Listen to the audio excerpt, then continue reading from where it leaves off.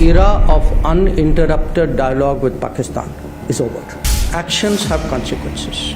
The issue today is what kind of relationship can we possibly contemplate with Pakistan. जब 370 कश्मीर से हटा तो पाकिस्तान में क्या क्या हुआ था? जब 5 अगस्त 2019 को 370 जम्मू एंड कश्मीर से हटाया जाता है तो उसके तुरंत बाद 6 अगस्त 2019 को एक कमांडर की मीटिंग होती है।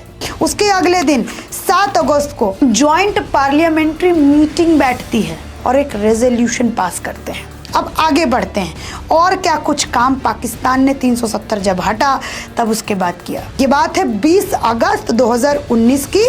पाकिस्तान ने ये अनाउंस किया कि इस केस को वो इंटरनेशनल कोर्ट ऑफ जस्टिस में लेकर जाएगा और आज हमारे यहाँ इस बात को कहा जाता है कि हम जब कश्मीर में जीतेंगे तो हम 370 को बहाल करेंगे। और जो नेता छाती ठोक करके कह रहे हैं कि वो जम्मू एंड कश्मीर के अंदर 370 को बहाल करेंगे, उनको भी ये सोचना चाहिए नेशनल इंटरेस्ट में।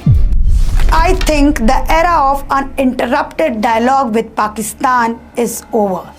Action have consequences, and in so far as Jammu and Kashmir culture, I think 370 is done. ये बयान का क्या महत्व है आज के इस वीडियो के अंदर मैं आपको समझाऊंगी। ये बयान दिया है एस जयशंकर, जो भारत के विदेश मंत्री हैं, जिनको भारत के जो युवा हैं वो आने वाले प्रधानमंत्री के लिस्ट में भी देखते हैं। इस बयान का क्या महत्व है ये आज मैं आप लोगों को इस वीडियो के अंदर समझाऊंगी। साथ ही ये भी बताऊंगी कि आखिर 370 के ऊपर पाकिस्तान का क्या स्टैंड था। जब भारत के अंदर जम्मू कश्मीर में 370 हटता है तो पाकिस्तान में भूचाल क्यों आ जाता है? ये सवाल मेरा जम्मू कश्मीर के लीडर से भी है कि आपके सुर पाकिस्तान के लीडर्स के सुर के साथ क्यों मिलते हैं? आखिर जब जम्मू कश्मीर के अंदर चुनाव की बात होती है तो मैनिफेस्टो में सबसे पहले 370 को बहाल करने की बात क्यों होती है? नमस्कार, मैं अर्चना तिवारी आप सभी का स्वागत करती हूं द राजधर्म पर। आज के इस वीडियो में हम समझेंगे कि एस जयशंकर जी ने ये जो बयान दिया है इसका क्या महत्व है और इसकी गहराई हमें किस तरीके से समझनी चाहिए। लेकिन उससे पहले मैं आपको बताती हूं कि आखिर जब 370 कश्मीर से हटा तो पाकिस्तान में क्या क्या हुआ था। और आज जब चुनाव है तो सोचिए, यही जम्मू कश्मीर में जो यहाँ की पॉलिटिकल पार्टीज़ हैं, जो यहाँ की स्टेट पार्टीज़ हैं, वो खुले मंच से कह रही हैं कि हम जम्मू कश्मीर में 370 को बहाल करेंगे।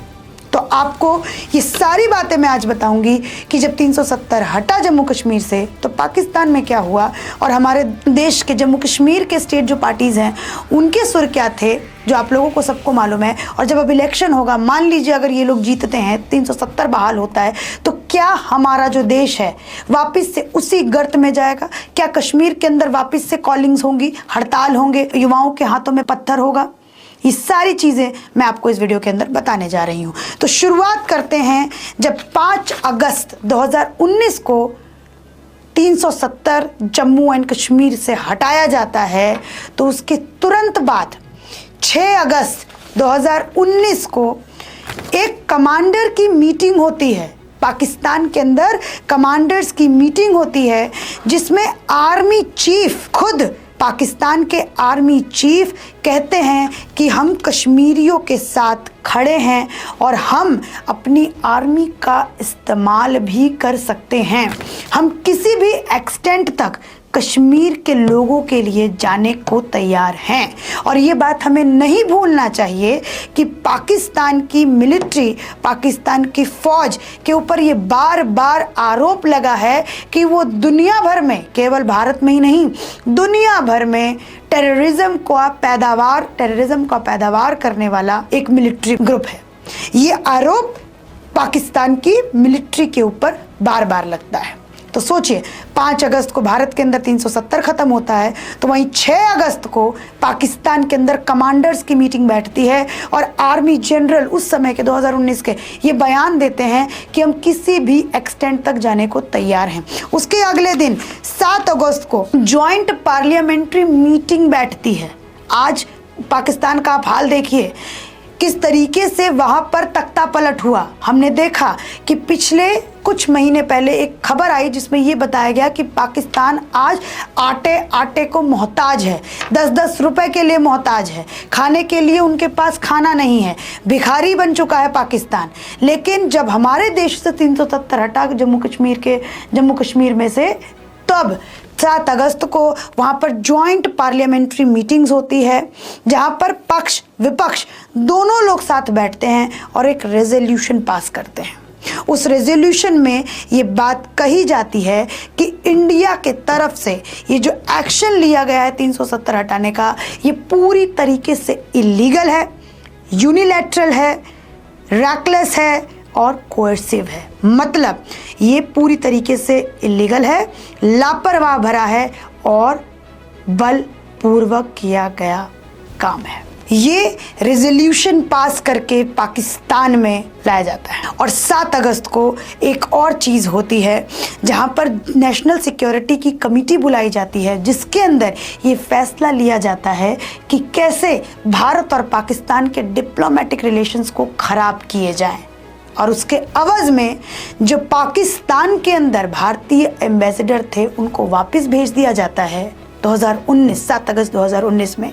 और जो भारत के अंदर नई दिल्ली के अंदर पाकिस्तान के हाई कमिश्नर मौजूद थे उनको पाकिस्तान वापस बुला लिया जाता है। आपको मैं एक और किस्सा सुनाना चाहती हूँ। जब पार्लियामेंट में अटैक हुआ था 2001 को, जो कि पाकिस्तान में ही एक ग्रुप था जिसने इसकी जिम्मेदारी ली थी, उस घटना के बाद भारत ने पाकिस्तान के एम्बेसडर, पाकिस्तान के हाई कमिश्नर को पाकिस्तान वापस भेजा था। सोचिए, हमारे देश में जब आतंकवादी घटना होती है तब हाई कमिश्नर को वापस भेजा जाता है, लेकिन पाकिस्तान में जब हमारे देश में 370 हटती है तब ये लोग डिप्लोमेटिक रिलेशंस को खराब करते हैं। लेकिन इसका मुआवजा उन लोगों को ही भुगतना पड़ा। आज पाकिस्तान का जो रिश्ता है भारत के साथ, डिप्लोमेटिक इंपोर्ट एक्सपोर्ट का जो पूरा कारोबार है वो पूरी तरीके से ठप किया पड़ा है। इसकी शुरुआत खुद पाकिस्तान ने की थी जब भारत के अंदर 370 को हटाया गया था। एक फैसला, उन बहुत सारे फैसलों में से एक ये भी फैसला था कि कैसे भारत के साथ सारे रिश्ते खत्म किए जाएं, इंपोर्ट एक्सपोर्ट्स को भी खत्म किया जाए। ये फैसला पाकिस्तान ने लिया था। और तो और ministry of information and broadcasting department ने भारत के जितने भी कल्चरल प्रोग्राम वहाँ के टीवी चैनल्स पर दिखाए जाते थे उन सबको बैन कर दिया था जब 370 को जम्मू कश्मीर से हटाया गया था।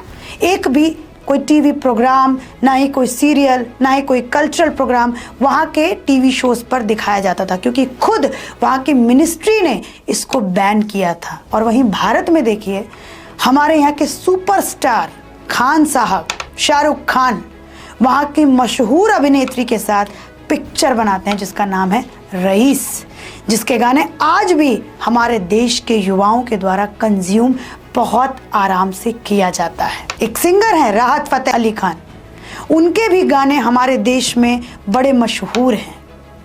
और वहाँ 370 यहाँ पर हटा तो इस वजह से वहाँ पर हमारे यहाँ के जितने भी कल्चरल प्रोग्राम है सबको बैन कर दिया गया। सोचिए वहाँ पे हिंदुओं की क्या हालत होती होगी। और हमारे यहाँ पाकिस्तानी आर्टिस्ट को गोद में बिठाया जाता है और हमारे यहाँ और कहा जाता है कि कला कोई जात धर्म नहीं होता। लेकिन ये कलाकार पैसा यहाँ से कमाते हैं, पाकिस्तान में जाके टैक्स देते हैं, पाकिस्तान उस टैक्स का जो है वो इस्तेमाल करता है टेररिज्म ग्रुप को फंड करने में। तो अल्टीमेटली जो काम भारत में इन कलाकारों को देते हैं, जो कलाकार, वो अल्टीमेटली पाकिस्तान का साथ ही दे रहे हैं। अब आगे बढ़ते हैं और क्या कुछ काम पाकिस्तान ने 370 जब हटा तब उसके बाद किया। इमरान खान 2019 में पाकिस्तान के प्रधानमंत्री थे और उन्होंने भारत के अंदर जब 370 हटा तो उन्होंने यहाँ की सरकार को हिटलर के साथ कंपेयर किया। उन्होंने कहा कि भारत के अंदर आज नाजीज रूल चल रहा है आपको मालूम है ना हिटलर कौन कौन कहता है भारत की गवर्नमेंट को, तो आप वहां से अंदाजा लगा सकते हैं। एक और दिलचस्प अगर मैं आपको बात बताऊं तो पाकिस्तान, जहाँ पे ह्यूमन राइट का मतलब कुछ है ही नहीं, कुछ भी नहीं है, जो अपने अल्पसंख्यकों को सहेज के ना रख पाए, जो 20 से 0% पे आ जाएं, जो अपनी पीड़ाएं मीडिया के सामने पाक विस्थापित हिंदू खुल कर के बताते हैं कि कैसे वहाँ पर जो मेजॉरिटी के लोग हैं उनके ऊपर अत्याचार करते हैं और कैसे उनको मारते हैं, पीटते हैं, कन्वर्जन करवाते हैं, वो ह्यूमन राइट वायलेशन का दावा कर रहा था जब भारत के जम्मू कश्मीर से 370 हटाया गया। ये बात है 20 अगस्त 2019 की। पाकिस्तान ने ये अनाउंस किया कि इस केस को 370 चूंकि यहाँ से जम्मू कश्मीर से हटा, इस केस को वो इंटरनेशनल कोर्ट ऑफ जस्टिस में लेकर जाएगा और वहाँ पे इस केस को वो ह्यूमन राइट के वायलेशन के अंतर्गत दाखिल करेगा, कहेगा कि इंडिया ने ये ह्यूमन राइट का वायलेशन किया है। सोचिए, जो खुद ह्यूमन क्या उनके राइट्स को भी नहीं समझता, वो जो है वो इंटरनेशनल कोर्ट ऑफ जस्टिस में जाकर के वो मुद्दा लेकर के गए थे 20 अगस्त 2019 को।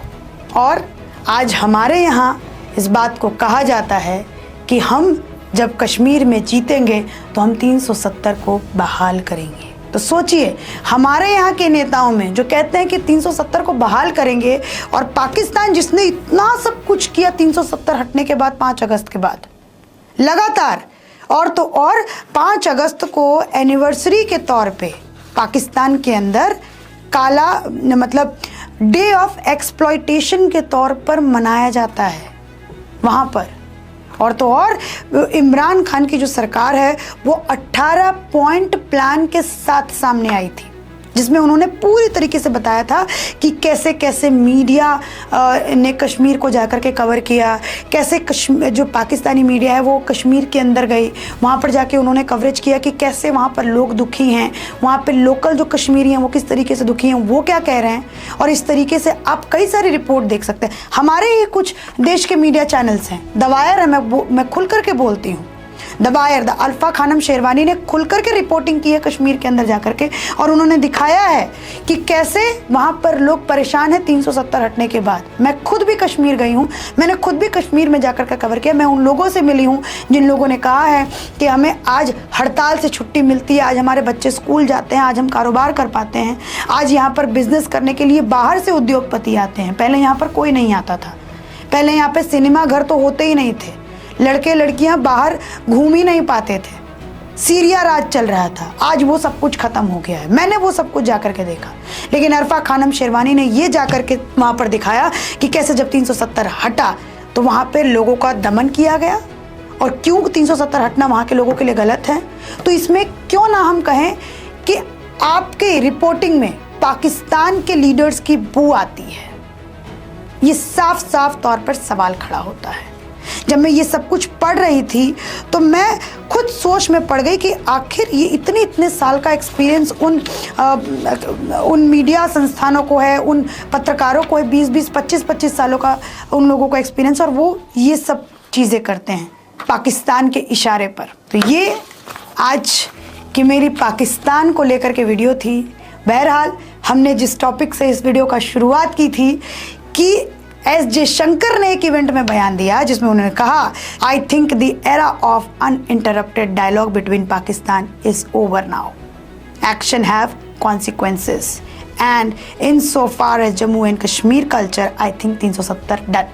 मतलब उन्होंने ये आगाह कर दिया है कि जम्मू और कश्मीर के कल्चर में जो आपने जहर घोलने का प्रयास किया था कश्मीर में, उसका इलाज 370 ही है। ये बात एस शंकर ने एक इवेंट में जो 30 अगस्त को उन्होंने दिया उसमें क्लियर कट कह दिया। जो निर्बाध बातचीत का दौर है वो पूरी तरीके से खत्म हो चुका है, और हम निष्क्रिय नहीं हैं। इस बात को भी एस शंकर ने कही है। एस शंकर ने आगे अपने बयान में कहा है कि वी आर नॉट पैसिव, हम निष्क्रिय नहीं हैं। हर रिएक्शन का एक्शन है हमारे पास, चाहे आप पॉजिटिव एक्शन करें चाहे आप नेगेटिव एक्शन करें, हम सब चीज़ के लिए तैयार हैं। एक तरीके से पाकिस्तान को इसको धमकी के तौर पर लेना चाहिए।